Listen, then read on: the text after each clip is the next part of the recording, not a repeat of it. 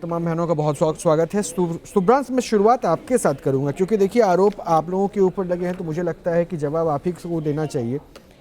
क्या ये स्वार्थ वाली ये जो आरोप आपके ऊपर लग रहे हैं इसको लेकर सवाल क्यों ना पूछा जाए? बंगाल में आप जिनके साथ थे वो आपके खिलाफ लड़ रहे थे, आम आदमी पार्टी आप दिल्ली में साथ थे, पंजाब में खिलाफ लड़ रहे थे। अभी एक बयान भी गोपाल राय का आ गया, उन्होंने साफ कह दिया कि ये लोकसभा का गठबंधन था, विधानसभा का नहीं। तो प्रश्न तो उठेगा ना सुब्रांश? देखिए रोहित, अभी आपने अपने पैकेज की जब शुरुआत की तो आपने एक बड़ा अच्छा सा वर्ड वही इस्तेमाल किया जो प्रधानमंत्री ने पार्लियामेंट के अंदर कहा, पीठ पे छुरा घोंपना। इसके साक्षात मैं आपको दो तीन उदाहरण बताता हूं।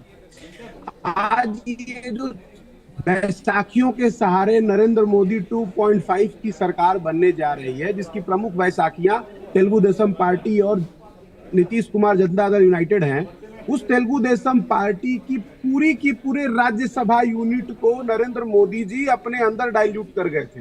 अब बताइए, पीठ में छुरा किसने घोंपा? पीठ में छुरा नरेंद्र मोदी जी ने घोंपा। दूसरी इंपॉर्टेंट बात, अगर उसमें आप देखेंगे तो एक चेहरा और था, वो थे रामविलास पासवान जी के पुत्र चिराग पासवान। अभी चंद कुछ महीनों की पुरानी बात है, सरकार से पहले की।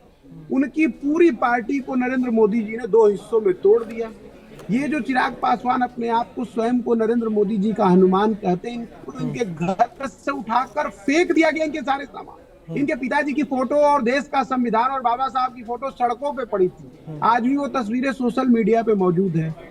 आज उन्हीं के सामने नरेंद्र मोदी नतमस्तक है। अब बताइए, पीठ में किसने छुरा घोंपा?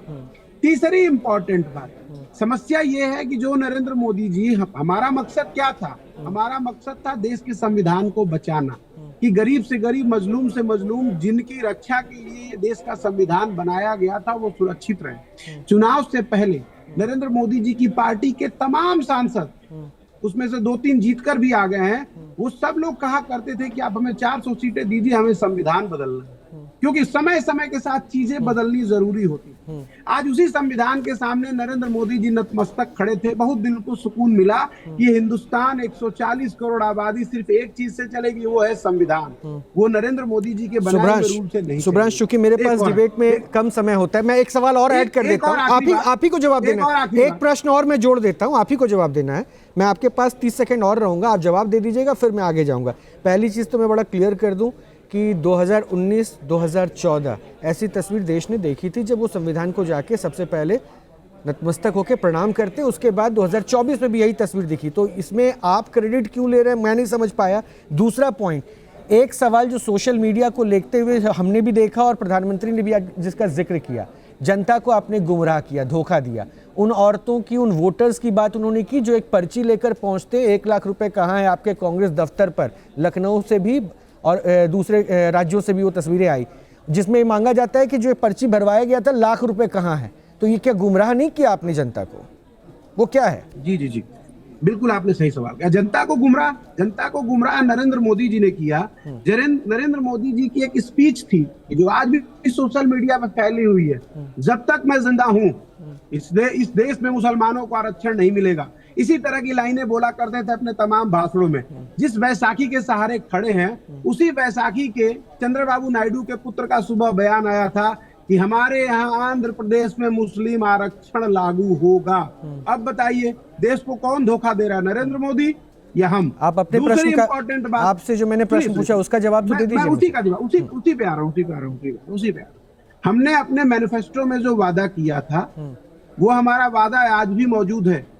हमारी सरकार साल भर बाद बने, हमारी सरकार 6 महीने बाद बने, या हमारी सरकार इनके नंबर प्रूफ करने के दिन ही ये गिर जाए और हम फिर से बनने जाए, क्योंकि इतिहास अपने आप को दोहराने जा रहा है। हो सकता है महाराष्ट्र का देवेंद्र फडणवीस वाला घटनाक्रम आपको याद होगा, सुबह 4:30 बजे शपथ ग्रहण हुआ था, सरकार गिर गई। आपको अटल जी का भी याद होगा, 1 नंबर से। तो देखिए, लोकतंत्र में सबसे बड़ी जो ताकत है वो जनता जनार्दन के पास होती है। हमने जो अपना मैनिफेस्टो प्रॉमिस किया था, हम सत्ता में आएंगे तो उसको पूरा करेंगे। हम ये नहीं करेंगे कि सत्ता में रहते हुए हम इस देश के 5 करोड़ सुन तो लीजिए, सुनिए भी ना, थोड़ा सा सुन लीजिए।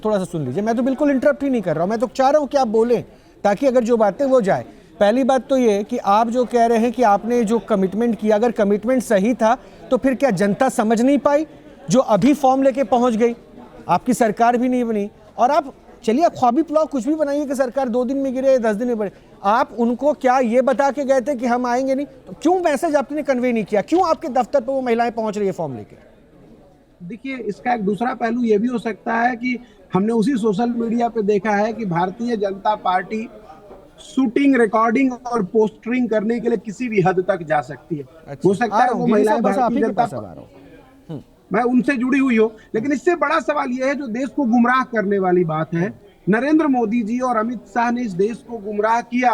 इस देश में 5 करोड़ रिटेल इन्वेस्टर हैं, स्टॉक मार्केट से जुड़े हुए, और इस देश में नरेंद्र मोदी और हो अमित गया। शाह मैं अब बीजेपी के पास जा रहा हूँ। अब सुब्रांशु सुन लीजिए, अब सुन लीजिए, अब एक एक करके, अब आपको मैंने अच्छा वक्त दिया, एक एक करके सभी मेहमानों का मुझे एक बार संबोधन लेने दीजिए, उसके बाद फिर मैं आता हूँ।